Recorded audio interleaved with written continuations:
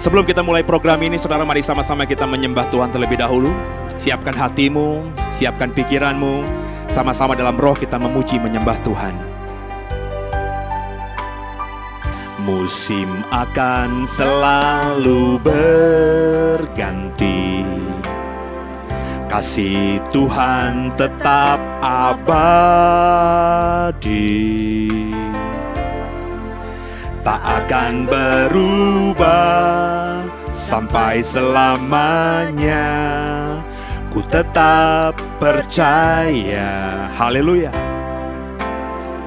Ku yakin Tuhan memberkati, ku yakin Tuhan melindungi. Burung di udara Tuhan pelihara karena kasih-Nya. Tuhan selalu menolongku, selalu menjagaku. Sehelai di rambutku tak akan terjatuh tanpa seizin-Mu. Tuhan selalu menolongku, selalu menjagaku. Dia mengenyangkanku dan peliharaku seumur hidupku. Mari terus saudara dalam pujian penyembahan kita kepada Tuhan. Dengan rohmu mari sama-sama kita kembali memuji menyembah Tuhan. Musim akan selalu berganti. Musim akan selalu berganti, kasih Tuhan tetap abadi, tak akan berubah sampai selamanya. Ku tetap percaya, haleluya. Ku yakin Tuhan memberkati, ku yakin Tuhan melindungi. Burung di udara Tuhan pelihara karena kasih-Nya. Tuhan selalu menolongku, selalu menjagaku. Sehelai di rambutku tak akan terjatuh tanpa seizinmu. Tuhan selalu menolongku, selalu menjagaku. Dia mengenyangkanku dan peliharaku seumur hidupku. Tuhan selalu menolongku, selalu menjagaku. Sehelai di rambutku tak akan terjatuh tanpa seizinmu. Tuhan selalu menolongku, selalu menjagaku. Dia mengenyangkanku dan peliharaku seumur hidupku. Mari sama-sama kita menyembah Tuhan. Haleluya. Terpujilah namamu Tuhan. Kami sembah, kami agungkan Kau Tuhan. Haleluya. Kami memuji-Mu. Kami percaya Tuhan selalu menolong kami, menjaga kami, sampai putih rambut kami. Tuhan tetaplah Tuhan. Haleluya. Kami mau memuji-Mu, menyembah-Mu. Haleluya. Terpujilah namamu. Kami percaya pemeliharaan-Mu sempurna atas kami. Haleluya. Terpujilah namamu. Kembali kita nyanyikan lagu ini saudara dengan hatimu. Haleluya. Tuhan selalu menolongku, selalu menjagaku. Sehelai di rambutku tak akan terjatuh tanpa seizinmu. Tuhan selalu menolongku, selalu menjagaku. Dia mengenyangkanku dan peliharaku seumur hidupku. Dia mengenyangkanku dan peliharaku seumur hidupku. Dia mengenyangkanku dan peliharaku. Haleluya. Seumur hidupku. Terpujilah nama Tuhan. Haleluya.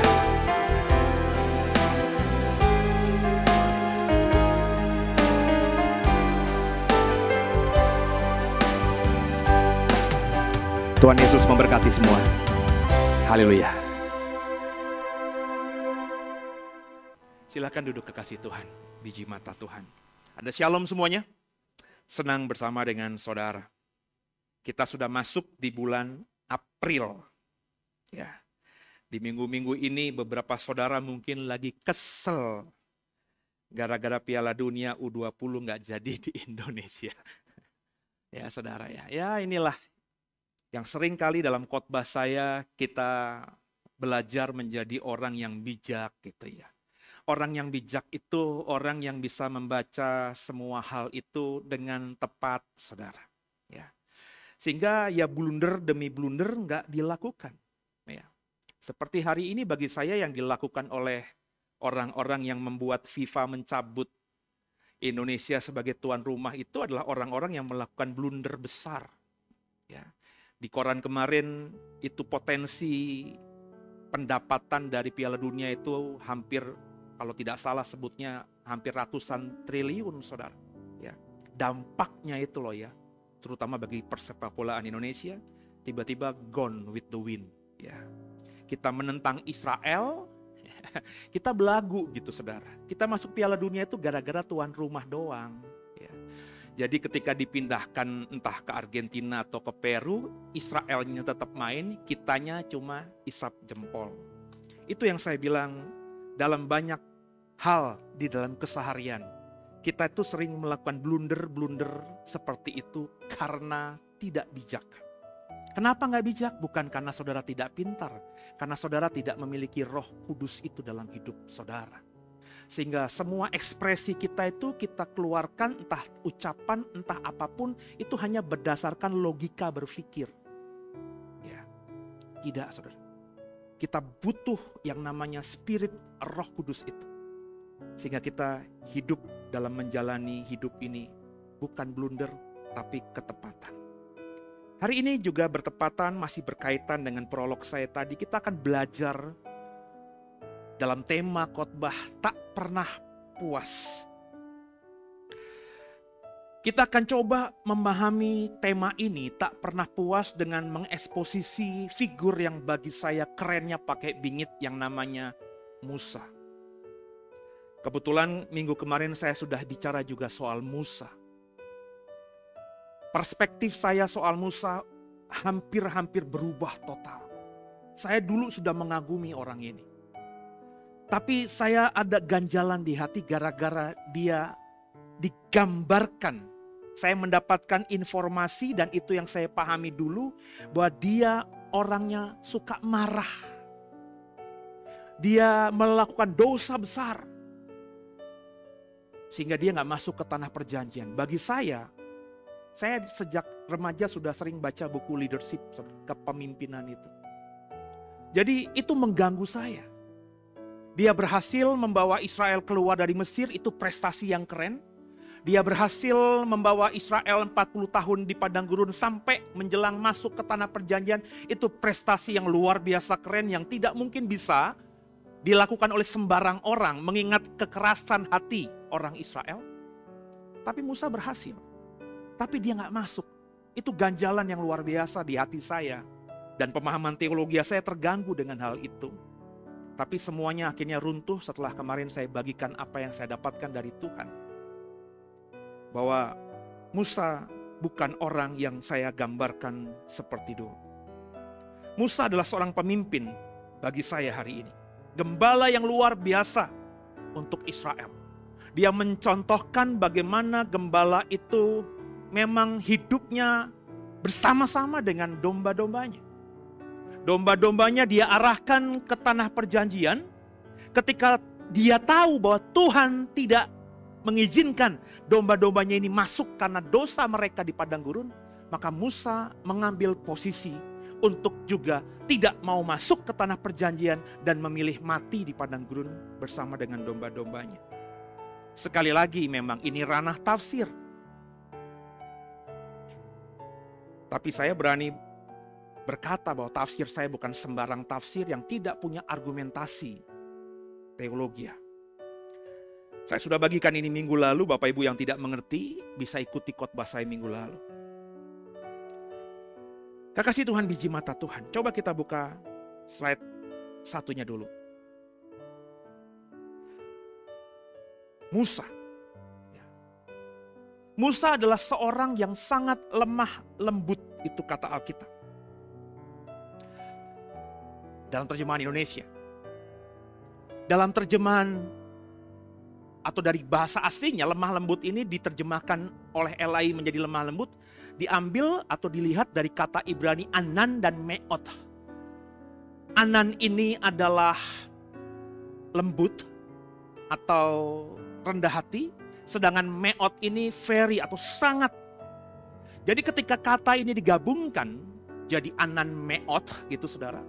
Ini artinya adalah Elai menerjemahkan sangat lemah lembut. Tapi kalau Bapak Ibu lihat terjemahan Inggris, hampir semua terjemahan Inggris menerjemahkannya menjadi very humble. Very humble artinya orang ini, Musa ini sangat rendah hati. Ada memang beberapa terjemahan Inggris yang menerjemahkannya dengan very meek. Seperti LAI, orang ini sangat lemah lembut. Dan bukan berhenti di situ. Kalau kau baca Bilangan 12 ayat 3, dikatakan Musa adalah seorang yang sangat lemah lembut, sangat rendah hati. Lebih dari semua manusia yang ada di bumi ini. Dan itu seringkali dilupakan oleh banyak orang. Sebab orang sering berkata, dia sangat lemah lembut ya. Mungkin kau pernah mendengar orang berkata, oh orang ini sangat rendah hati ya.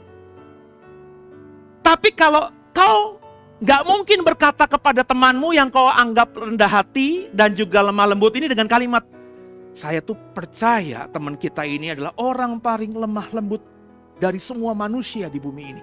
Kau tidak akan berani berkata begitu. Karena hidupmu masih daerah Serpong doang. Belum main-main jauh saudara. Kita nggak akan berani ngomong orang ini adalah orang yang paling lemah lembut. Orang yang paling lemah, rendah hati di seluruh dunia ini. Nggak ada yang seperti dia. Kita nggak berani mengatakan begitu. Sorry men, Alkitab saya mengatakan itu. Artinya apa? Alkitab ini kebenaran. Memang tidak ada orang yang lebih lemah lembut, lebih rendah hati dibandingkan Musa. Nah saudara kekasih Tuhan, itu sudah saya bagikan kemarin. Jadi seperti gini loh saudara. Kalau kita mau mengulik tokoh Alkitab, tentu kalau misalnya kita ngomongin Musa, ayat yang ngomongin Musa banyak sekali. Tapi kita harus berangkat ketika kita mau mendalami salah satu tokoh Alkitab, kita harus mencari ayat yang kuat tentang orang ini. Contoh selain Musa. Saya sudah berapa banyak khotbah yang saya bagikan dari sosok yang namanya Abraham. Saya punya perspektif Abraham itu dari ayat-ayat Alkitab. Tapi perspektif saya bangun tentang Abraham. Pemahaman saya, tafsir saya, bayangan saya soal Abraham. Itu saya bangun dari satu ayat tentang Abraham. Ayat-ayat lainnya saya pakai. Tapi itu tidak lebih penting daripada ayat ini. Ayat apa yang saya pakai untuk saya bisa memahami Abraham? Alkitab saya mengatakan Abraham adalah sahabat Tuhan. Jadi ayat itu yang saya pakai sebagai landasan saya untuk membangun pemahaman saya soal Abraham. Abraham itu sahabatnya Tuhan. Saya pakai logika saya sahabat. Ini bukan sekedar teman. Sahabat adalah orang yang sering benar-benar curhat. Mempercayakan hidupnya pada sahabatnya. Dia mempercayakan rahasia terdalamnya hanya kepada sahabatnya. Dia bisa ngobrol panjang lebar dengan orang itu, itulah sahabat.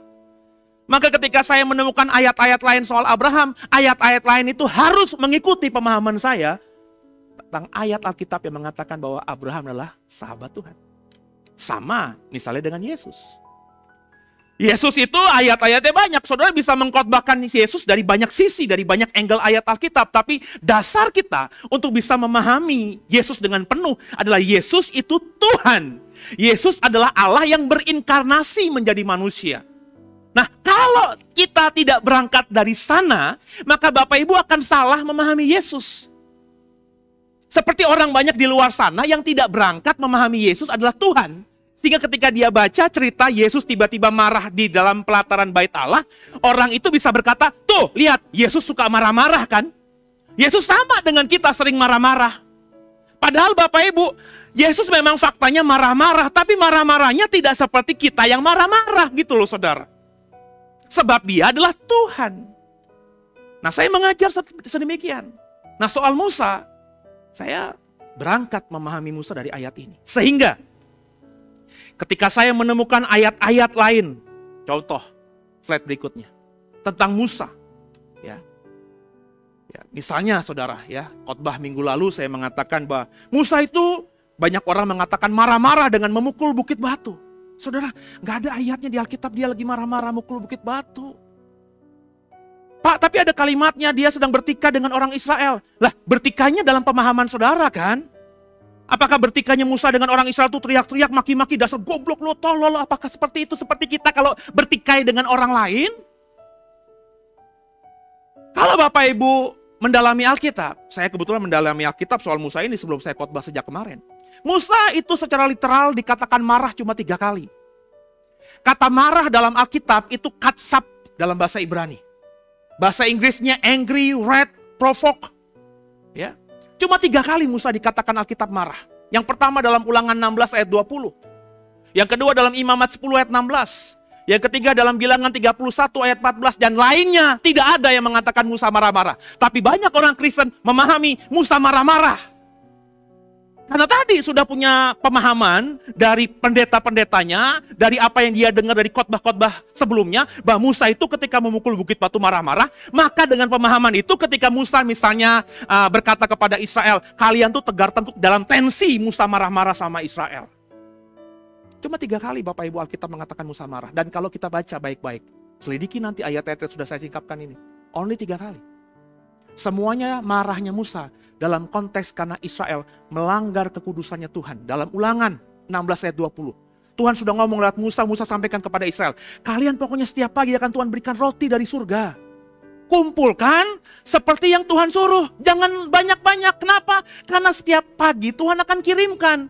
Orang Israel tuh rakus. Ngumpulin banyak-banyak sampai akhirnya tersisa sampai malam lewat dan akhirnya rusak. Dan Musa marah. Sudah ku bilang. Tensinya Musa marah itu bukan seperti Musa kita marah-marah. Itu karena Israel melanggar kekudusan Tuhan. Yang Imamat 10 ayat 16 itu bicara mengenai anak-anak Harun. Imam itu boleh makan persembahan korban, Pak. Jadi orang Israel itu mempersembahkan korban. Imam itu memang haknya makan persembahan korban. Jadi Bapak Ibu jangan lugu bahwa binatang korban itu semuanya dibakar dan jadi asap gitu. Enggak. Ada bagian-bagian yang Tuhan kasih buat imam, Lewi. Karena memang mereka tidak bisa beli daging. Wong mereka nggak punya tanah, maka mereka makan. Anak-anak Harun tuh makan, tapi makannya di luar tempat yang dianggap kudus. Musa bilang sama anak-anak Harun dalam bahasa Alkitab tuh marah. Kalian tuh mestinya kalau makan persembahan korban ini di tempat kudus dong. Ini kan dipersembahkan orang Israel untuk Tuhan di tempat yang kudus. Kalian jangan makan di sembarang tempat, jangan makan di emperan, jangan makan di pelataran, jangan makan di kayak di teras rumah, nggak boleh. Ini persembahan untuk Tuhan. Kalau mau makan, ya di tempat kudusnya Tuhan, kurang lebih begitu. Sama dalam Bilangan 31 ayat 14. Ini Tuhan udah ngomong sama Israel, supaya semua orang Midian kalian bunuh. Orang Israel malah simpen atau perempuan-perempuan Midian ini tidak dibunuh. Dibawa ke Musa. Musa bilang, kan udah aku bilang dibunuh. Karena orang-orang perempuan Midian ini yang mengikuti Bileam bin Peor itu loh. Ya, yang menajiskan dirinya itu loh. Maka akhirnya semua perempuan-perempuan yang sudah pernah tidur dengan laki-laki dibunuh. Jadi kalau kita belajar tentang Musa marah, ya Musa memang pernah Alkitab katakan marah. Tapi marahnya dalam tensi kekudusannya Tuhan. Musa tidak pernah marah ketika dia bertikai dengan Harun. Musa tidak pernah marah ketika Miriam dan Harun itu bahkan memberontak kepada dirinya. Nggak pernah. Dia orang yang sangat rendah hati, lemah lembut.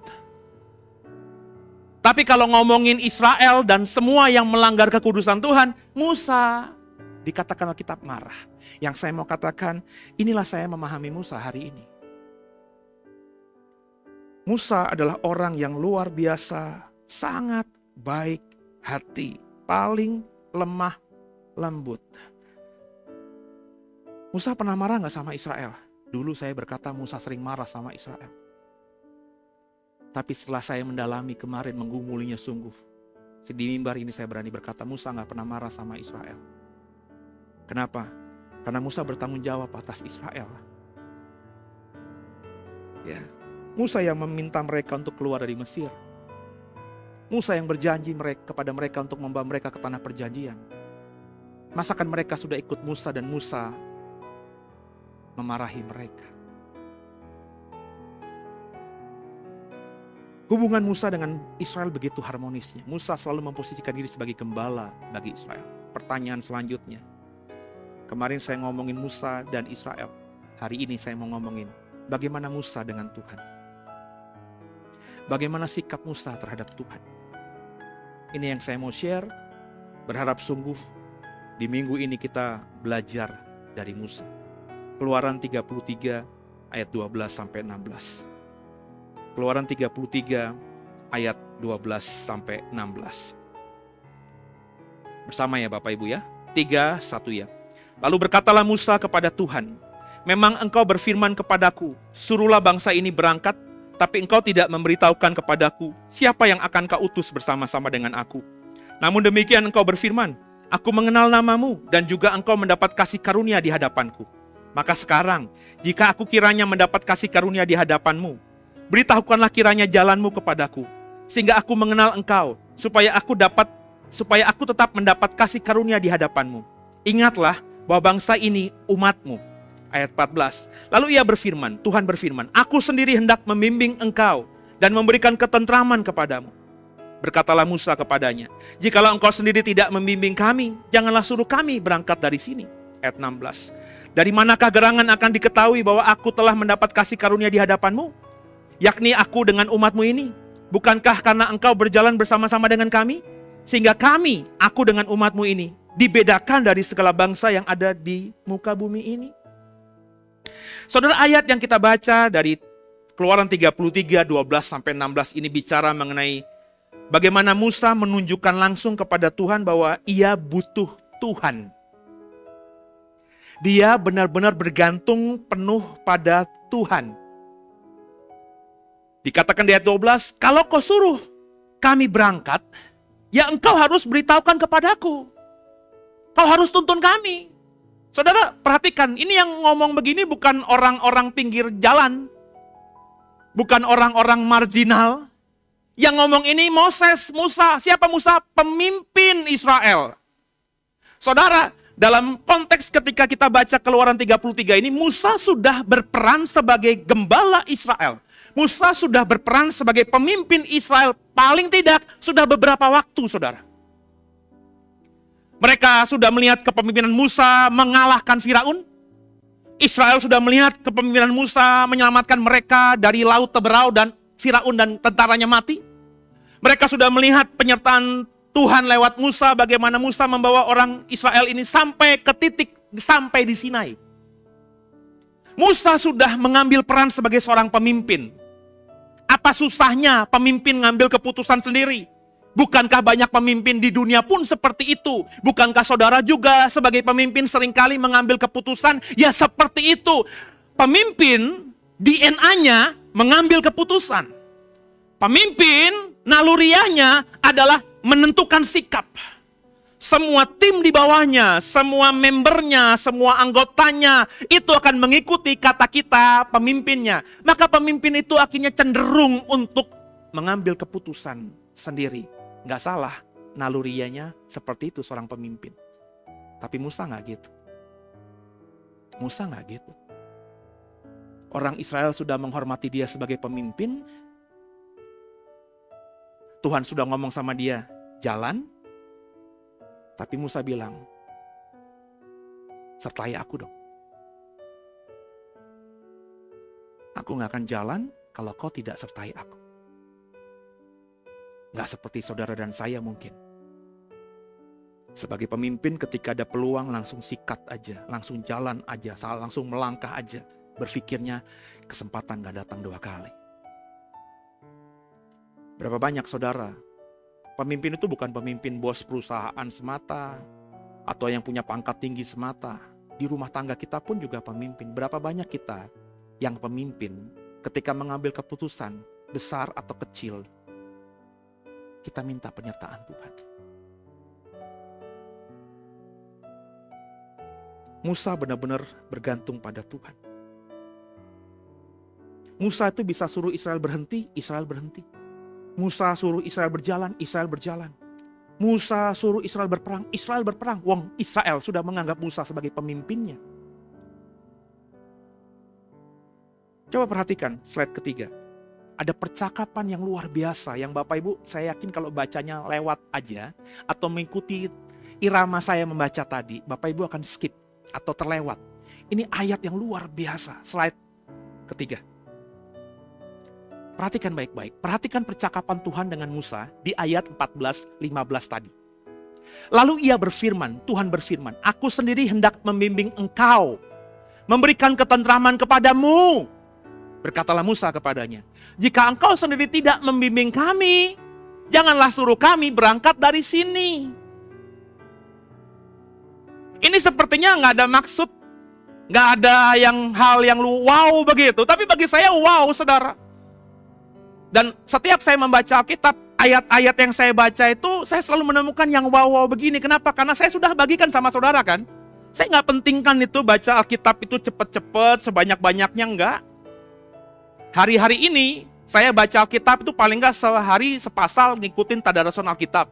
Kalau tidak ada rekaman tadarusan Alkitab, saya paling membaca Alkitab hanya beberapa ayat saja, tapi ayat yang saya baca hanya beberapa saja. Kadang cuma satu ayat saja. Itu saya baca dengan sungguh, terlebih kalau saya mendapatkan kayak wing seperti ayat ini.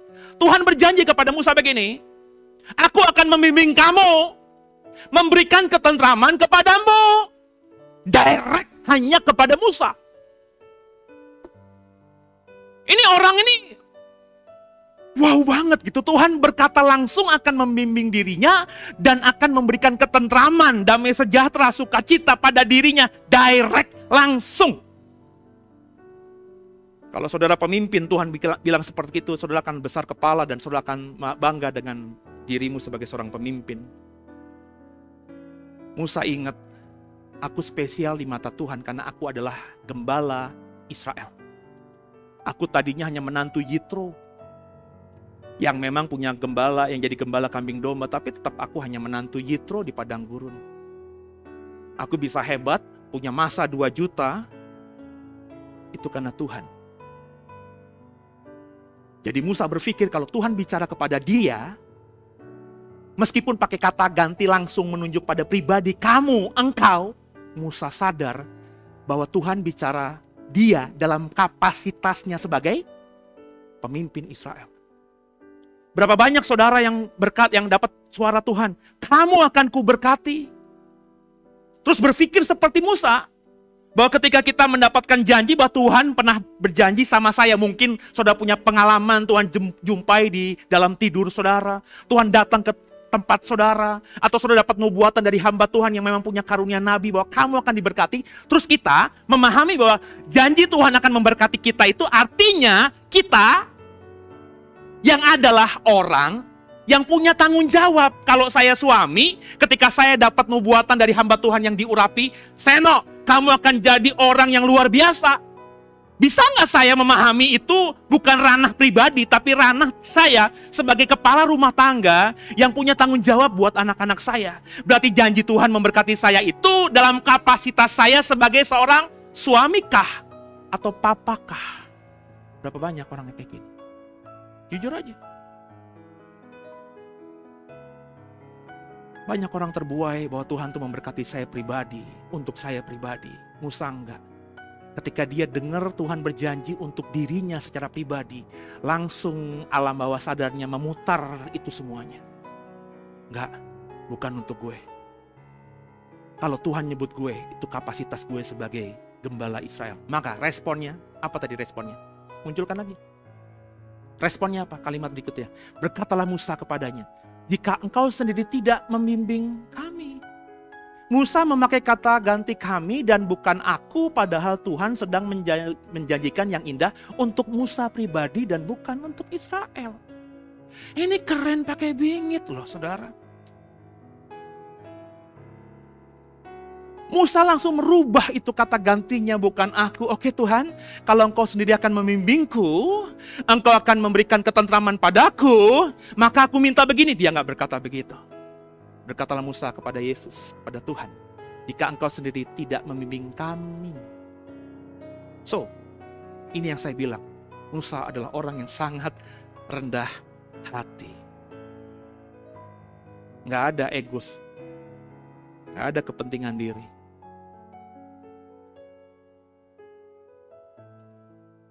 Percakapan yang luar biasa.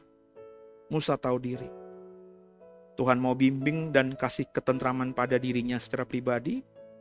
Tapi Musa langsung memakai kata ganti kami. Sehingga merujuk bukan buat dia, tapi buat dia dan Israel. tergambar jelas bahwa Musa sadar diri. Ia seperti ini karena Israel, dipakai Tuhan karena Israel. Secara konteks, Musa di ayat-ayat yang kita baca barusan di Bilangan 33 ini, itu sedang meminta penyertaan Tuhan atas Israel. Kenapa? Karena Israel habis melakukan blunder besar for the first time. Yakni apa? Membuat anak lembu emas. Yang saya katakan dalam khotbah saya seminggu, 2 minggu lalu. Inilah dosa yang pertama dilakukan oleh bangsa Israel. Maksud saya pertama, sebab memang sebelum anak lembu emas, orang Israel tidak ngerti konsep dosa dengan jelas. Sebab hukum Taurat belum ada. Perintah untuk tidak boleh begini, perintah untuk hanya boleh begini, itu belum ada. Bapak Ibu ingat percakapan Profesor Mahmud MD dengan DPR kemarin? Waduh saudara, yang begini-gini tuh mestinya kau tonton daripada nontonin gosip-gosip artis yang gak jelas gitu. Pak Mahmud sebagai seorang profesor hukum berkata demikian. Loh, memang tidak ada aturannya, ya. Tapi meskipun nggak ada aturannya, apakah saya tidak boleh mengumumkan hasil laporan PPATK kepada dia bahwa ada kecurigaan permainan pencucian uang di Departemen Keuangan dan segalanya itu. Kata Profesor Mahmud yang ahli hukum ini berkata, kalau sepertinya gambaran saya itu lagi kasih materi kelas kepada anak-anak mahasiswanya gitu ya. Sebab di mana-mana itu kalau tidak ada aturan hukumnya, ya berarti boleh dilakukan. Kecuali ada aturan hukum bahwa saya sebagai Menko tidak boleh mengumumkan bla bla bla bla bla. Maka kalau saya melanggar itu baru salah. Lah ini aturannya nggak ada. Itu juga dalam bentuk pemahaman saya soal Israel, saudara. Tuhan ketika berinteraksi dengan Adam tidak ada, kamu nggak boleh begini, kamu boleh begini, cuma makan buah pengetahuan baik dan jahat saja. Habis Adam keluar dari Eden, tidak ada percakapan selanjutnya antara Tuhan dengan Adam. Ketika Tuhan bicara kepada Kain pun, Tuhan hanya bicara, Kain, di mana adikmu? Darah adikmu yang di tanah itu berteriak-teriak kepadaku, hanya itu saja. Selanjutnya, cerita soal keturunan Adam, Set, nggak dikatakan ada interaksi antara Tuhan dengan Set di dalam Alkitab kita. Di zamannya Nuh, perintah Tuhan jelas. Apa? Cuma bangun bahtera. Nggak ada tuh Nuh, kamu nggak boleh mabok-mabokan. Makanya Nuh minum anggur sampai mabok. Kenapa? Karena memang belum ada law, belum ada hukum, belum ada aturan. Di Sinai itu orang Israel nggak tahu. Membuat anak lembu emas itu sebuah dosa besar. Makanya ketika dia lihat, kok Musa ada 40 hari 40 malam gak turun-turun ya? Mereka membuat itu, dan ketika Musa turun dengan 2 loh batu, Musa banting itu. Banting bukan marah. Banting karena 2 loh batu itu berisi hukum. Yang kalau dia terus pegang, dan ada ayat yang mengatakan dalam loh batu itu, jangan ada ilah lain di hadapanku, sebab aku adalah Allah yang pencemburu. Dan faktanya Israel lagi membuat lembu emas, habis itu Israel. Hari itu pasti akan habis. Makanya Musa cepat-cepat banting itu, supaya hukumnya belum berlaku. Paling tidak untuk saat itu. Tapi meskipun hukumnya tidak berlaku, Israel jadi tahu bahwa yang mereka lakukan salah. Kenapa? Musa mengambil tindakan berikutnya menghancurkan anak lembu emas. Kemudian Musa bahkan bilang, yang mau berdiri di hadapan Tuhan, berdiri di belakangku, maka semua saudaranya dari Lewi ada di belakang Musa. Dan Musa bilang kepada saudaranya Lewi, Tuhan berkata kepadaku, binasakan semua laki-laki yang bertanggung jawab. Maka 3.000 orang hari itu mati. Itu suatu pembunuhan pertama kali yang Tuhan izinkan dialami Israel sejak mereka keluar dari Mesir. Dan itu mengguncang, jadi trauma bagi orang Israel. Mereka ngerti bahwa Tuhan begitu firmnya soal hal ini. Nah, di tengah murkanya Tuhan atas Israel inilah Musa bicara tadi. Dia minta penyertaan Tuhan. Karena Tuhan sudah bilang, sekarang kamu jalan. Bapak Ibu, biji mata Tuhan. Jadi kalau kita mau memahami Alkitab, kita harus lihat konteksnya. Jadi dalam konteks inilah Musa memohon sekali penyertaan langsung Tuhan. Dan karena pemahamannya yang sangat, permohonan yang sangat seperti itu. Pokoknya sertai aku, sertai kami. Kalau kau tidak sertai kami, kami nggak berjalan. Kami akan stay di sini Tuhan. Kengototan Musa minta penyertaan Tuhan itulah yang membuat akhirnya Musa sangat spesial di mata Tuhan. Akhirnya memang Tuhan kabulkan. Tapi sebelum kita lanjutkan, tahukah saudara bahwa sebelum ayat-ayat yang kita baca tadi di mana Musa meminta penyertaan Tuhan langsung atas dia dan Israel, Tuhan sudah pernah berjanji akan menyertai Musa langsung. Jadi sengaja saya bawa ayatnya itu kayak loncat-loncat. Tapi sebenarnya berada dalam satu rangkaian supaya Bapak Ibu lebih ngeh. Sebab kalau Bapak Ibu hanya polos saja membaca pasal 33 Keluaran, ya Bapak Ibu belum seperti saya gitu ya. Bukannya sombong ya. Membaca itu langsung ngeh sesuatu yang wow begitu, Bapak Ibu akan skip ini ya. Saya jelasin lagi. Dalam rangkaian khotbah saya sampai kurang lebih beberapa menit ini. Musa meminta Tuhan penyertaan Tuhan langsung atas dirinya dan Israel. Kenapa? Karena Tuhan barusan marah terhadap Israel soal anak lembu emas. Musa gak berani jalan kalau Tuhan gak sertai langsung. Padahal sebelum peristiwa ini, sebelum permohonan Musa agar Tuhan menyertainya langsung, Tuhan sudah berjanji akan menyertainya dia. Menyertai Musa. Di mana ayatnya? Coba kita lihat Keluaran 32. Ayat 31 sampai 35, saudara. Nanti Bapak Ibu di rumah setelah selesai ibadah baca pasal lengkapnya pasal 32 ayat 31 sampai 35 demikian firman Tuhan. Lalu kembalilah Musa menghadap Tuhan dan berkata, bangsa ini telah berbuat dosa besar. Ini setelah peristiwa anak lembu emas. Sesaat setelah anak lembu emas, setelah 3.000 orang mati, setelah Musa memecahkan, menghancurkan anak lembu emas, lalu Musa menghadap Tuhan, kalimatnya begini. Lalu kembalilah Musa menghadap Tuhan dan berkata, bangsa ini telah berbuat dosa besar. Sebab mereka telah membuat Allah emas bagi mereka. Tapi sekarang kiranya engkau mengampuni dosa mereka itu. Dan jika tidak, hapuskanlah kiranya namaku dari dalam kitab yang telah kau tulis. Ini yang saya bilang Musa itu memang martir. Saya bilang Musa itu Kristofani. Kalau kau berkata nggak ada Kristus di perjanjian lama Pak. Musa ini gambaran Kristus. Dia berkata kepada Tuhan, kalau Tuhan nggak ampuni mereka, hapuskan ajalah namaku dalam kitab kehidupan. Buat apa mereka mati, binasa, sedangkan aku hidup? Toh tujuanmu memakai aku kan memimpin mereka. Tapi kalau kau binasakan mereka, buat aja aku hilang dari kitab kehidupan. Aku gak apa-apa kok Tuhan. Ini luar biasa. Jiwa kepemimpinan seperti ini yang langka hari ini saudara. Ya, lanjut. Ayat 33. Tapi Tuhan berfirman kepada Musa, siapa yang berdosa kepadaku, nama orang itulah yang akan kuhapuskan dari dalam kitabku. Tapi sekarang pergilah, tuntunlah bangsa ini ke tempat yang telah kusebutkan kepadamu. Akan berjalan malaikatku di depanmu. Tapi pada hari pembalasanku itu aku akan membalaskan dosa mereka kepada mereka. Demikianlah Tuhan menulahi bangsa itu karena mereka telah menyuruh membuat anak lembu buatan Harun itu. Oke, sebelum saya bagikan apa yang menjadi poin saya, di ayat-ayat kita baca tadi ada kalimat tentang kitab kehidupan. Ini menarik juga, saudara. Entah saudara sudah pernah mendalami kitab kehidupan atau belum. Kitab kehidupan itu kita bisa ketemu dalam perjanjian baru. Ya, dalam beberapa ayat di kitab Wahyu juga ketemu. Tapi sebenarnya kita kesulitan untuk memahami apa sih kitab kehidupan itu. Ya, nggak ada penjelasan detail dari perjanjian baru soal kitab kehidupan itu. Tiba-tiba dibaca di Keluaran 32, itu Tuhan untuk pertama kalinya kalimat kitab kehidupan muncul.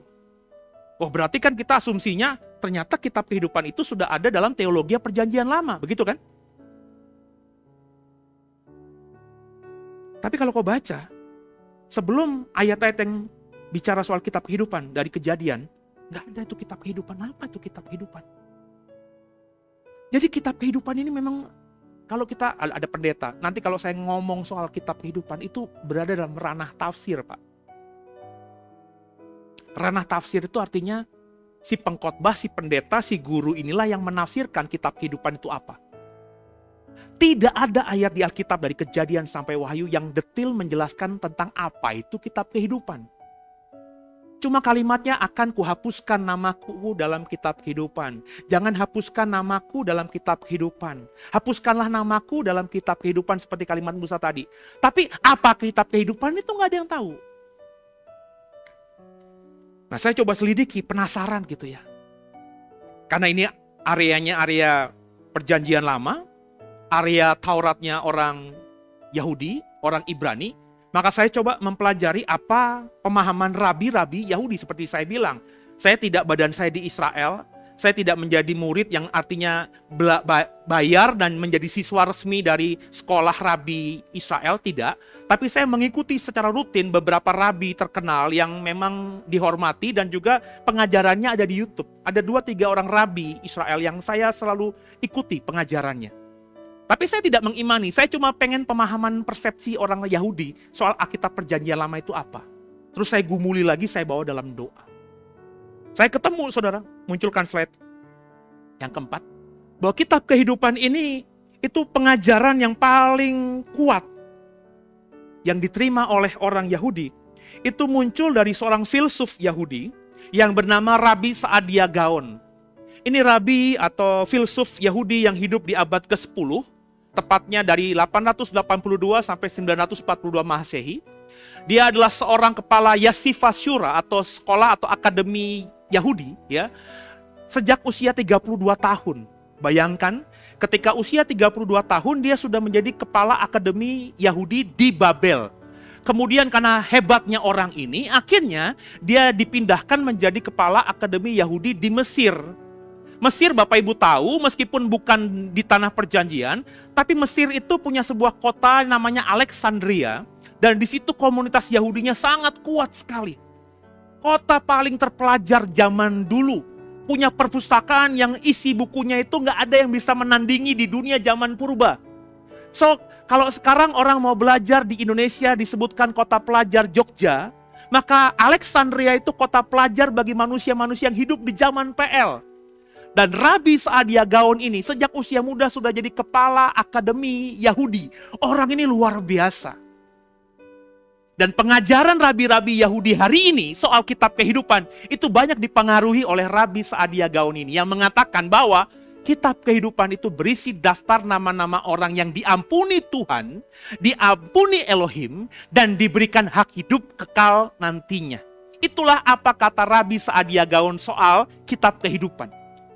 Dan pengajaran Rabbi Saadia Gaon ini kemudian tafsir Rabbi Saadia Gaon soal kitab kehidupan itu dipakai oleh hampir rabi-rabi Yahudi. Semua rabi-rabi Yahudi di hari-hari ini. Kekasih Tuhan, biji mata Tuhan. Di PL sendiri selain di Keluaran ini ada kata kitab kehidupan, yakni di Mazmur 69 ayat 29. Coba dimunculkan. Mazmur 69 ayat 29. Biarlah mereka dihapuskan dari kitab kehidupan. Nah, cuma begitu doang kalimatnya. Dihapuskan, jangan dihapuskan. Tapi isinya kitab kehidupan tuh nggak ada penjelasannya di Alkitab, Bapak Ibu. Dan di Perjanjian Lama cuma di Keluaran dan di Mazmur ini saja yang secara literal menceritakan soal kitab kehidupan. Nah, makanya akhirnya saya bilang tadi, yang ada sekarang penjelasannya itu hanya tafsir. Nah, dari ayat-ayat tadi kemudian muncul, kalau Bapak Ibu ingat, ketika orang-orang Yahudi di zamannya Yeremia, Daniel, Sadrak, Mesak, Abednego dibuang ke Babel. Kemudian orang-orang Yahudi itu yang hidup di Babel, lahir di Babel, kembali ke Israel. Itu nggak lagi bisa menguasai bahasa Ibrani karena sudah 70 tahun kurang lebih tinggal di Babel. Anak-anak yang lahir oe-oe di Babel ketika kembali ke Yerusalem, mereka kembali ke Yerusalem dengan bahasa Aram. Maka akhirnya penting agar kitab suci orang Israel, orang Yahudi, orang Ibrani, itu diterjemahkan ke dalam bahasa Aram. Yang kita kenal kemudian dengan terjemahan Targum. Targum ini adalah terjemahan Alkitab Perjanjian Lama yang tadinya berbahasa Ibrani, diterjemahkan menjadi Alkitab berbahasa Aram, Targum. Dan ditambahi dengan interpretasi atau tafsir. Nah, Targum yang terkenal yang bicara soal kitab kehidupan ini adalah Targum Yonatan. Isinya buku kitab kehidupan atau buku kitab kehidupan itu disebut buku hidup, yakni sebuah buku berisi kumpulan doa orang saleh yang namanya tercantum dalam buku hidup diyakini hidup kekal di akhirat. Jadi menurut Targum Yonatan, kitab kehidupan itu adalah kitab yang berisi doanya orang-orang saleh yang memang akan hidup kekal. Itu kata Targum Yonatan. Yang berikutnya ada Targum Yerusalmi. Yerusalmi itu adalah menceritakan tentang buku kitab kehidupan yang dinamakan buku perbuatan, yakni buku yang dimiliki oleh setiap orang di mana mencatat perbuatan baik dan jahat yang akan menjadi dasar untuk memutuskan nasib orang tersebut di akhirat. Jadi dalam Targum Yerusalmi, itu buku kehidupan, itu dinamakan buku perbuatan. Yakni setiap orang itu ada yang mencatat. Bapak, Ibu, dan saya itu punya orang, dalam hal ini malaikat, yang mencatat di dalam buku pribadi kita, perbuatan baik kita apa, perbuatan jahat apa, kita apa. Kemudian dari buku itu kita akan diukur nanti.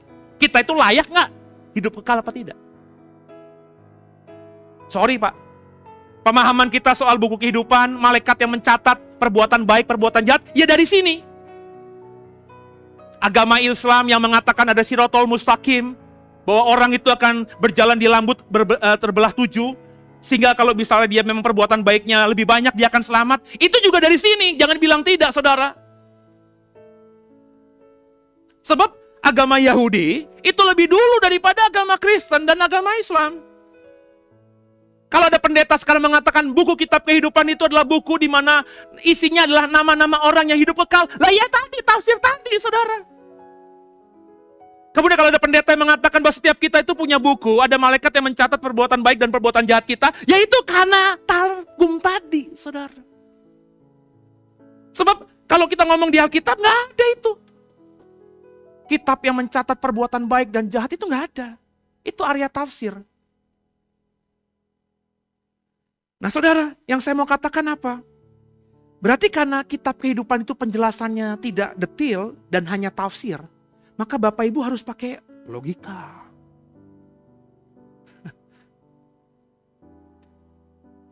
Kitab kehidupan itu orisinil Tuhan kasih ke Israel atau orang Israel sudah paham dalam budaya saat itu. Gini loh maksud saya loh.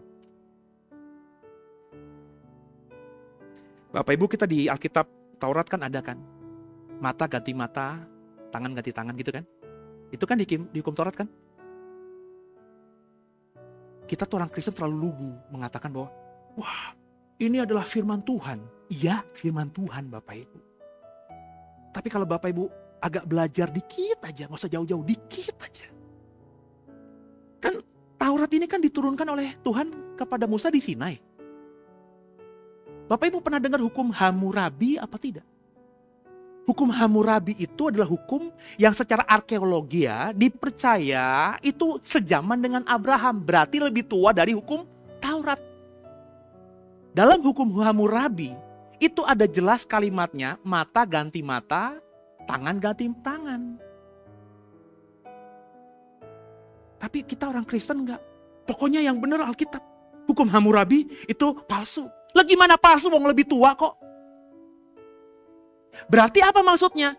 Berarti firman Tuhan kepada Musa untuk disampaikan kepada Israel dalam hukum Taurat yang isinya kurang lebih mata ganti mata, tangan ganti tangan itu diadopsi. Tuhan memakai hukum yang sudah ada di zaman itu sebelumnya dan ditaruhkan menjadi hukumnya Tuhan. Berarti kalau gitu orang-orang yang menulis hukum Hammurabi itu dapat hikmatnya dari mana? Dari Tuhan. Jadi kita tuh kalau berteologi ya saudara harus pakai logika juga. Yang saya mau katakan kitab kehidupan itu di Alkitab cuma di Keluaran ini dan di Mazmur. Nggak ada penjelasan lain. Lalu itu dari mana Musa tahu bahwa Tuhan kalau begitu jangan hapuskan namaku, kalau gitu hapuskan aja namaku dalam kitab kehidupan. Loh sebelumnya nggak ada pengajaran itu. Kok Musa tahu gitu ada kitab kehidupan? Dan Musa minta sama Tuhan kalau kau nggak selamatkan Israel, hapuskan namaku. Berarti kan Musa sudah punya pemahaman tentang kitab kehidupan dong. Dari mana? Nah ini yang harus kita agak open mind gitu saudara. Berpikir terbuka saudara. Jangan tertutup. Kalau tertutup ya kau nggak bisa menjawabnya. Dan akhirnya kayak fanatik. Konyol. Pokoknya karena Tuhan nggak ngomong ya nggak usah. Itu aja. Pakai logika. Nah kitab kehidupan itu ternyata orang Mesir kuno yang hidup 4000 tahun sebelum Masehi sudah punya pemahaman itu, saudara. Berarti jangan-jangan Musa memahami soal konsep kitab kehidupan itu dari apa? Dari budaya Mesir kuno. Dan logikanya masuk akal. Kenapa? Musa memang pernah jadi pangeran di Mesir. Jadi kalau ada orang di luar sana berkata begini, sebenarnya Tuhan tuh satu ya. Nah, ini menarik nih, kapan gue khotbahin ini deh. Tuhan satu apa dua, apa tiga, apa empat, apa lima? Agama ada berapa? Ada 2, 3, 4, 5, 6, 7, 8, 9, 10 kan? Saya mau tanya sama saudara nih, Tuhan tuh ada berapa?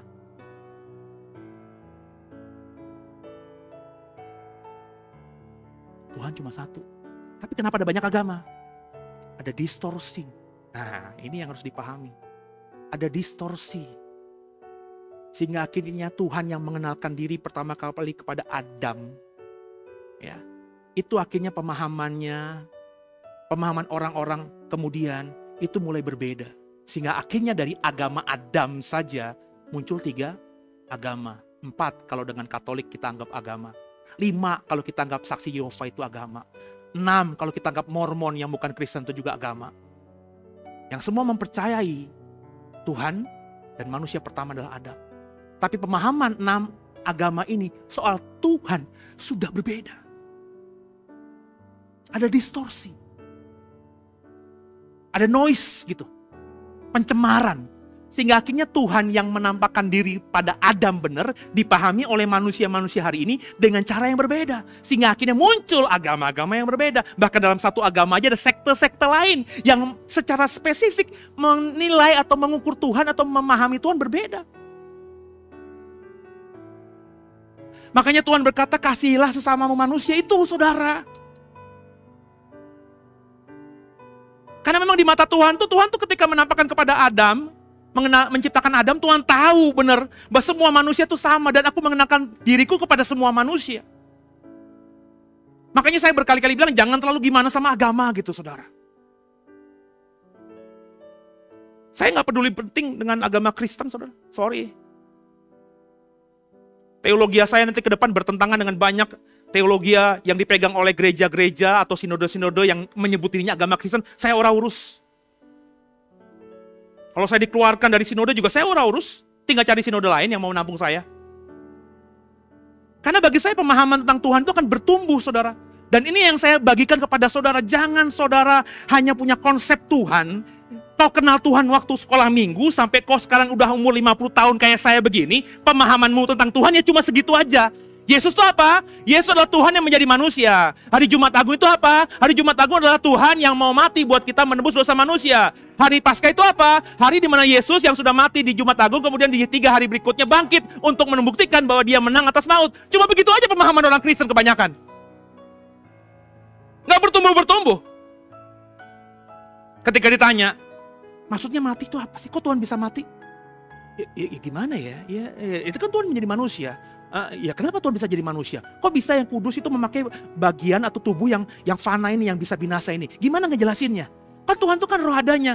Ya Alkitab pokoknya gitu deh ngomongnya deh. Saya gak kepengen saudara seperti itu. Kekasih Tuhan, biji mata Tuhan. Yang saya mau katakan saudara, soal kitab kehidupan, ternyata di budaya-budaya yang lebih kuno dari Israel, Mesir kuno, Persia kuno, itu pengajaran soal kitab kehidupan atau buku yang disebut dengan kitab kehidupan itu sudah ada. Itu stop di situ. Nanti kapan akan saya lanjutkan.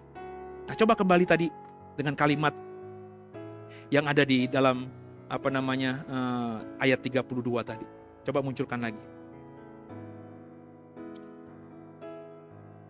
Ayat 32 sampai 34. Tapi sekarang, kiranya engkau mengampuni dosa mereka itu.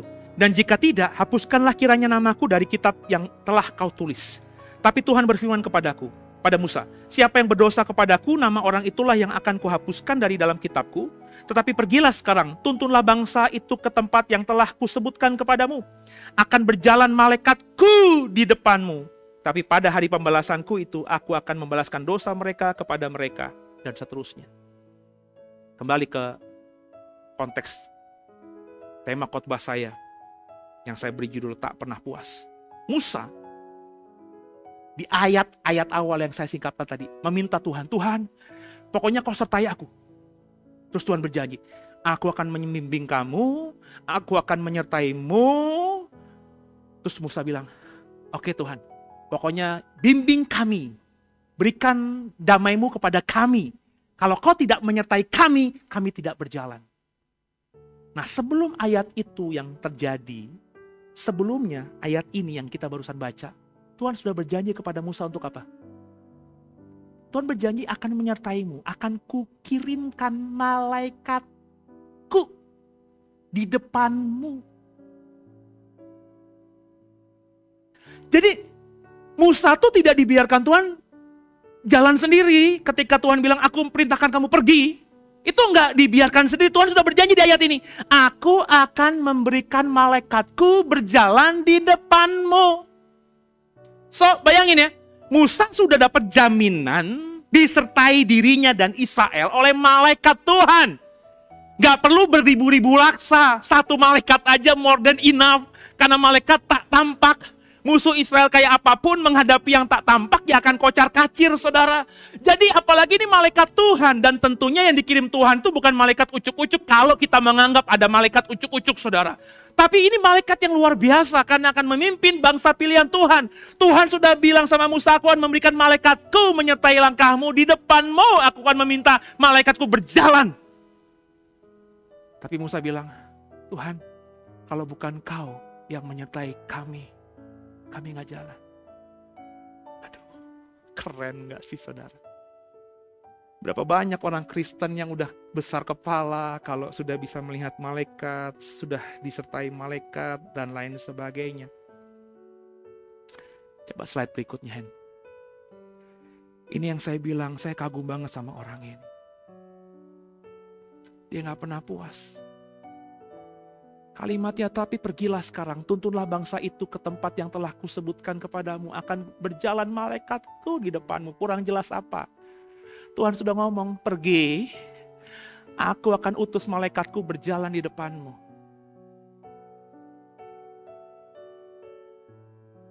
Tapi Musa, kalau cuma malaikat, kurang. Ini bisa kurang ajar gak? Bisa dalam tensi kurang ajar nggak? Ini kan kayak minta apa istilah itu? Minta hati, minta jantung dikasih. Dikasih hati minta jantung. Benar nggak sih saudara? Kalau gue jujur aja deh, gue bandingin diri gue sama Musa ya. Kalau Tuhan tiba-tiba lo jalan sendiri deh, tenang. Kemanapun lo melangkah selama lo jalan sama aku malaikatku ada di sisimu. Gak akan 1 meter beranjak dari dirimu. Kalau Tuhan ngomong itu audible Pak, gue bilang enough. Gue akan jalan kemanapun, maafkan saya. Mungkin itu juga saudara, dengan begini. Orang mau zolimi gue santai aja. Kenapa? Karena malaikat yang Tuhan janjikan tidak 1 meter dari gue akan menyikat habis musuh-musuhku. Tapi Musa bilang, enggak Tuhan. Kalau bukan kau yang menyertai kami gak jalan. Gak pernah puas dalam tensi yang kudus. Itu kenapa Tuhan sayang banget sama Musa. Gak banyak loh saudara cerita model begini di Alkitab. Dan kalau kita membaca di Alkitab orang disertai Tuhan, itu kebanyakan tokoh-tokoh hebat di Alkitab itu kalau Tuhan sudah bilang malaikatku akan menyertaimu, mereka sudah oke. Kami akan perang. Kami akan jalan. Sebab berpikir mereka seperti pikir kita, disertai malaikat more than enough, lebih dari cukup. Gak seperti kebanyakan kita. Musa punya hati yang seperti ini. Oh, itu ya Pak hebatnya Musa ya Pak. No. Not full stop. Masih koma nih. Baru 12:30. Ya, kan kita biasa selesai jam 2. Perhatiin lagi saudara ya, satu lagi ya. Dalam konteks cerita yang sama, sekali lagi. Kenapa sih pasti nggak sistematis aja gitu dari pasal yang awal nanti gitu. Karena kalau lo bacanya begitu, lo kadang-kadang nggak wow gitu saudara. Ya, coba kita buka sekali lagi, Keluaran 33 ayat 14 sampai 23. Kan masih dalam rangkaian yang sama. Pasal 32, 33 itu saja, nggak kemana-mana kita hari ini. Pasal 33 ayat 14 sampai 23. Perhatikan ayatnya ya. Ini sudah kondisi, Tuhan sudah kasih malaikat, Musa bilang, kalau kau nggak menyertai aku, kami nggak mau jalan. Itu nggak titik, tapi koma. Nah, lanjutannya ayat yang ke-14 ini. Saya baca buat saudara. Lalu ia berfirman, aku sendiri hendak membimbing engkau, memberikan ketentraman padamu, yang tadi sudah saya bahas. Berkatalah Musa kepadanya, jika engkau sendiri tidak membimbing kami, janganlah suruh kami berangkat dari sini. Dari manakah gerangan akan diketahui bahwa aku telah mendapat kasih karunia di hadapanmu, yakni aku dengan umatmu ini? Bukankah karena engkau berjalan bersama-sama dengan kami, sehingga aku dengan umatmu ini dibedakan dari segala bangsa yang ada di muka bumi ini? Perhatikan ayat 17. Berfirmanlah Tuhan kepada Musa, juga hal yang telah kau katakan ini akan kulakukan. Karena engkau telah mendapat kasih karunia di hadapanku, aku mengenal engkau. Perhatikan ayat 18. Tapi jawab Musa, perlihatkanlah kiranya kemuliaanmu kepadaku. Tapi firman-Nya, aku akan melewatkan segenap kegemilanganku dari depanmu dan menyerukan nama Tuhan di depanmu. Aku akan memberi kasih karunia kepada siapapun yang kuberi kasih karunia dan mengasihi siapa yang kukasihani. Lagi firman-Nya, engkau tidak tahan memandang wajahku, sebab tidak ada orang yang memandang aku dapat hidup. Berfirmanlah Tuhan, ada suatu tempat dekatku, di mana engkau dapat berdiri di atas gunung batu. Apabila kemuliaanku lewat, maka aku akan menempatkan engkau dalam lekuk gunung itu, dan aku akan menudungi engkau dengan tanganku, sampai aku berjalan lewat. Kemudian aku akan menarik tanganku, dan engkau akan melihat belakangku, tapi wajahku tidak akan kelihatan. Semua orang tahu, orang Kristen yang belajar Alkitab pasti tahu bahwa Tuhan hanya memperlihatkan bagian belakangnya saja, tidak wajahnya. Sebab kata Tuhan, kalau kau memandang wajahku, kau pasti akan mati karena aku kudus. Tapi kita tidak menghubungkan dengan cerita-cerita yang saya sampaikan tadi. Kita rewind. Tuhan bilang sama Musa, setelah peristiwa anak lembu emas, sekarang kau pimpin bangsamu itu pergi. Aku akan menyuruh malaikatku berjalan di depan. Wow. Sebelumnya tidak ada kalimat seperti itu.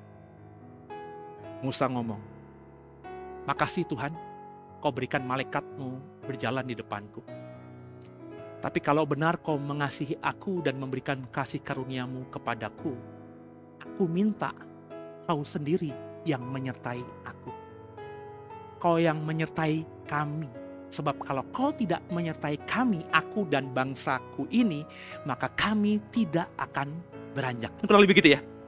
Terus Tuhan bilang, seperti yang kau mau akan kulakukan. Berarti kan diaminin sama Tuhan kan? Musa bilang apa? Alhamdulillah. Tapi kagak. Satu sisi kurang ajar nih. Tapi kurang ajar yang benar. Coba kita lihat tadi. Ya, ayat yang ke-18. Tetapi jawabnya, perlihatkanlah kiranya kemuliaanmu kepadaku.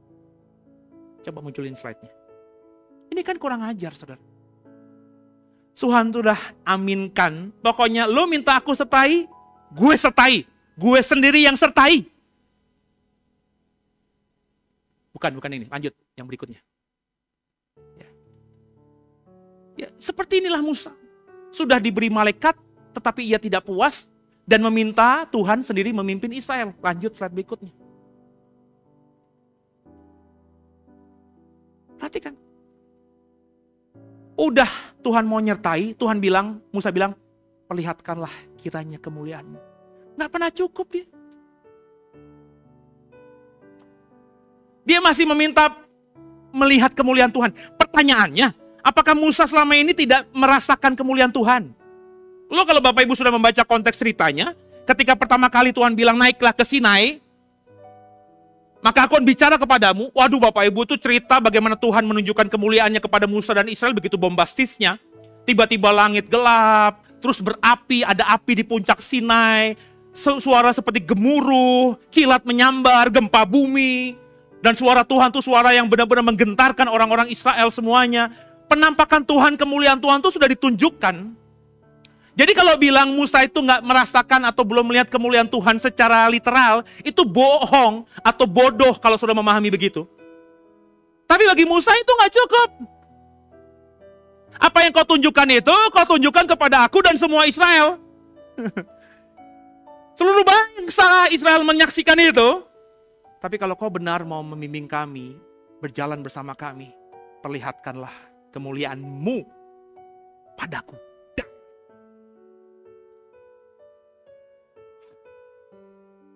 Ia gak pernah puas. Lanjut slide berikutnya. Seperti inilah Musa.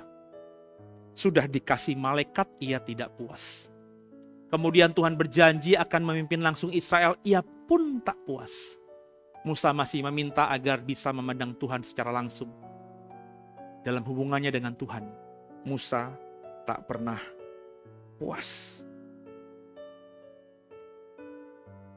Kekasih Tuhan, biji mata Tuhan.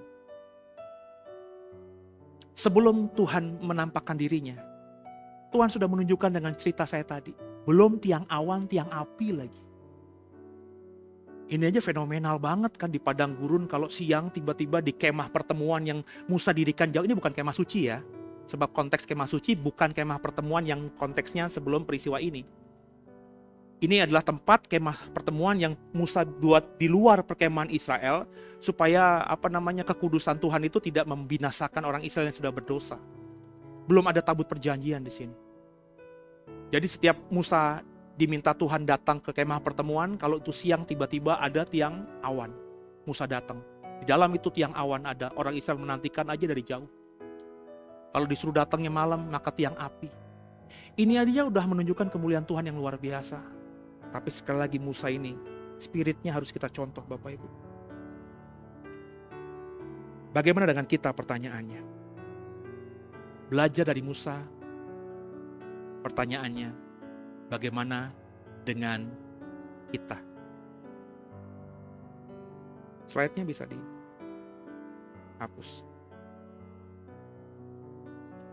Kita sering gampang puas dengan Tuhan.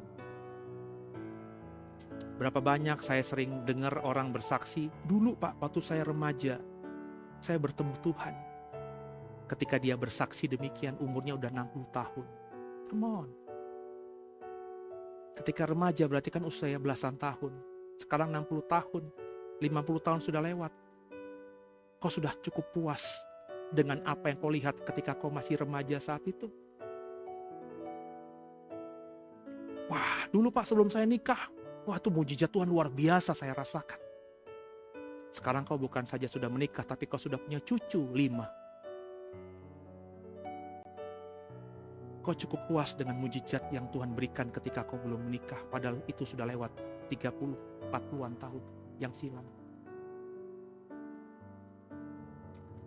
Banyak orang Kristen akhirnya gak move on. Banyak orang Kristen gak mengalami progres. Because sudah terlalu puas. Punya gelar STH, puas. Punya gelar MTH, puas. Punya gelar DTH, puas. Udah ngerasa orang paling hebat. Jadi PDM, puas. Jadi PDT, puas. Jadi gembala, puas. Sudah mengembalakan gereja 10 tahun, puas. Sudah berbuat ini, puas. Sudah berbuat itu, puas. Kalau kau sudah merasa puas, maka dengarkan saya, matilah dirimu. Dalam artian, kau tidak akan mengalami Tuhan kembali. Ini yang saya pelajari dari Musa. Ini yang saya berusaha untuk adopsi dalam hidup saya.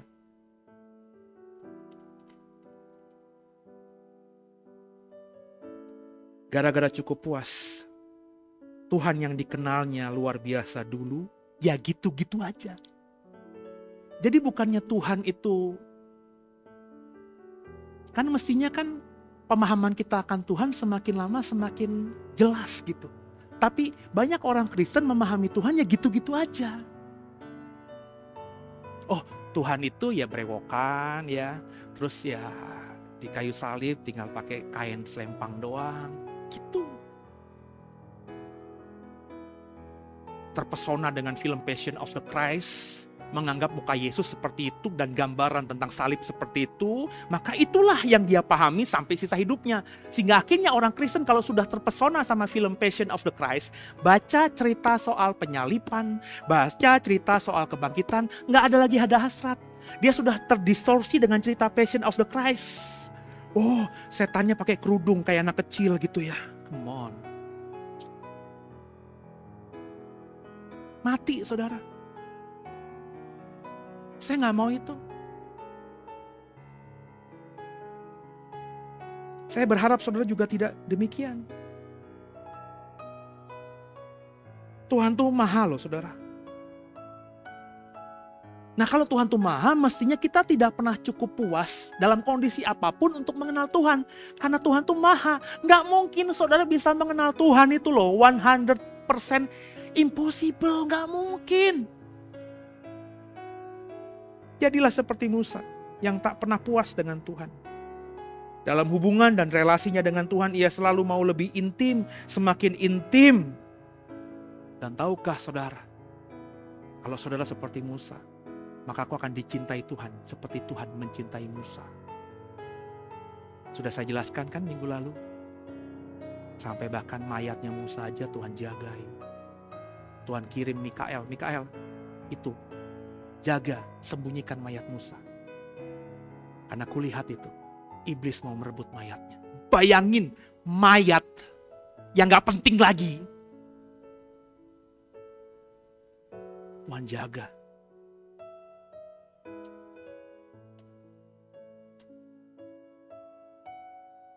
Sampai-sampai Tuhan menunjukkan kepada murid-murid yang paling dikasih, Petrus, Yakobus, Yohanes, ketika dalam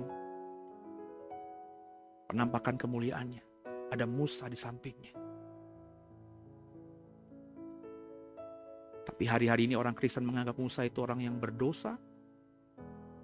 Musa orang yang temperamental.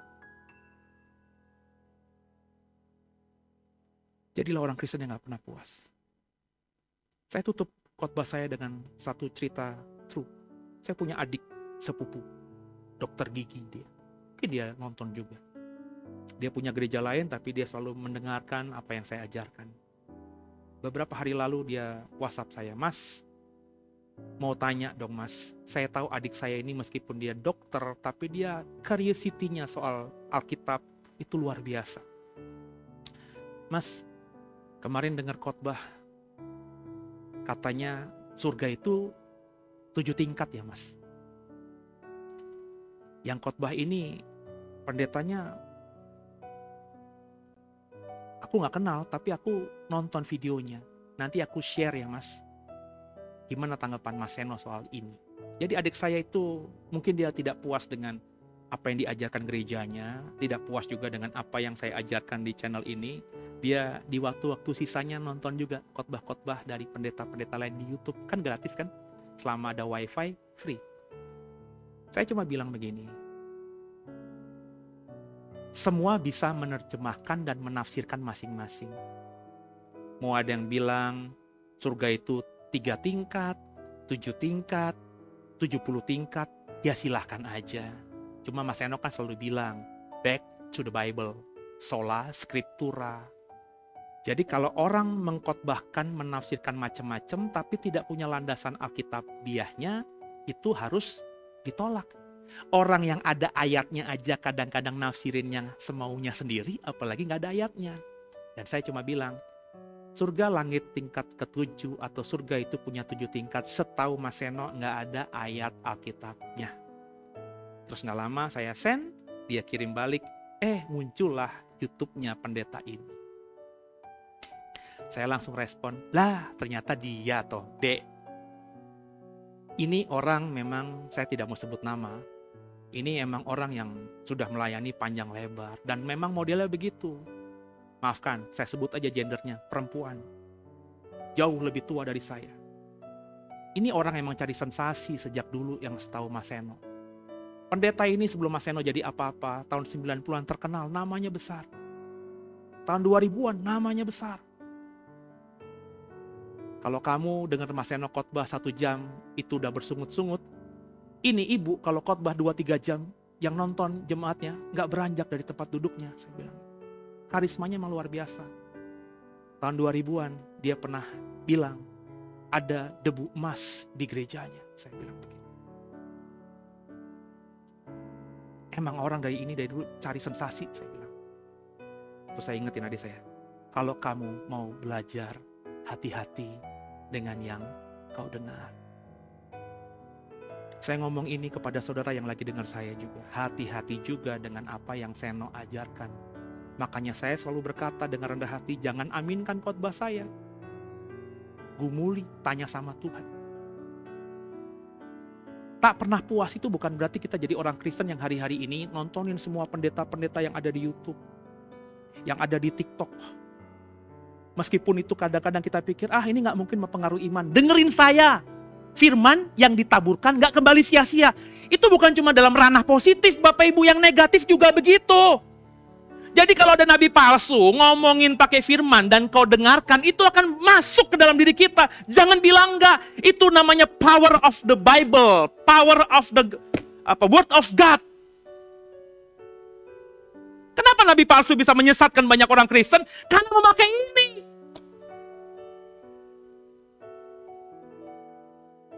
Jadi saya sebagai hamba Tuhan menyarankan hari ini dengan kemudahan teknologi, kemudahan akses. Bapak Ibu kalau mau dengerin hamba Tuhan, mau khotbah penuh kayak saya 1 jam, atau di TikTok cuma 2-3 menit, 1 menit. Sebelum kau dengarkan tuh ya, kalau emang kau lihat lagi mau niat browsing, berdoa sama Tuhan gitu loh saudara. Jangan anggap itu kayak hal sepele. Iman gue udah kuat. Lah Pak, gue kenal hamba Tuhan Pak yang udah top markotop gara-gara tercemar aja Bapak. Pengajarannya tercemar, ngikutin hamba Tuhan yang lebih dikagumi, rusak semuanya. Dulunya nih saya kenal hamba Tuhan, ya di atas ya tidak, di atas tidak. Saya tidak kenal pribadi, tapi saya dengarkan dia, khotbahnya, saya dengarkan YouTube-nya. Ini keren banget. Saya tidak tahu sekolah teologianya, tapi apa yang dia sampaikan tuh kadang-kadang mempesona saya. Itu belasan tahun yang lalu. Hari-hari ini ketika saya penasaran sama orang ini, saya browsing.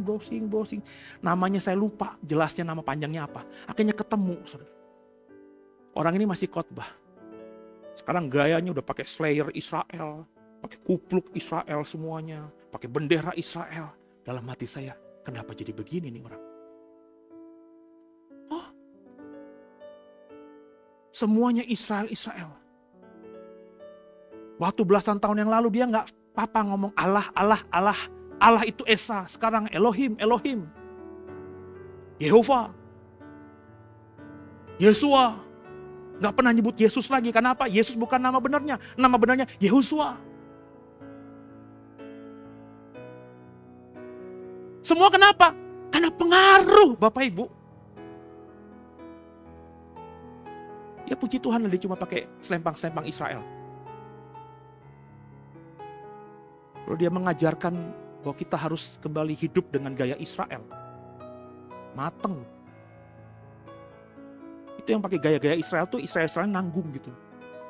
Mestinya pendeta yang gaya-gaya Israel tuh gak terima uang lagi. Terimanya apa? Kambing, domba, mateng. Gerejanya bau wedus. You know wedus bahasa Ibrani tingkat tinggi, kambing. Penuh telek. Telek juga bahasa Ibrani tingkat tinggi, tai. Karena kalau kambing dibawa kan berak di mana-mana. Harus puasa. Waduh mateng dah saudara kalau kita kembali ke zaman seperti itu lagi.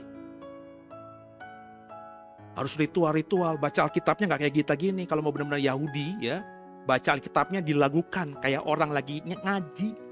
Hanya waduh saudara. Bayangin kita yang udah 50 tahun, 60 tahun, 70 tahun disuruh begini lagi kan rusak semuanya.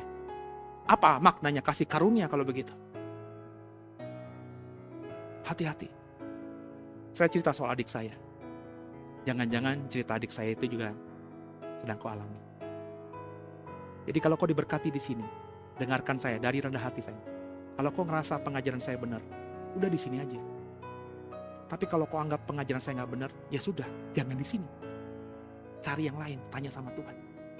Jangan pindah-pindah. Kalaupun kau mau belajar, cari makanan yang lain. Alah kalau pasti yang ngomong lu bosen gue. Mau yang lain, berdoa dulu. Jangan asal dengar. Karena ini dampaknya pada kekekalan. Jadilah orang Kristen yang tak pernah puas, tapi tak pernah puasnya dengan kebijaksanaan dari Tuhan. Haleluya. Amin.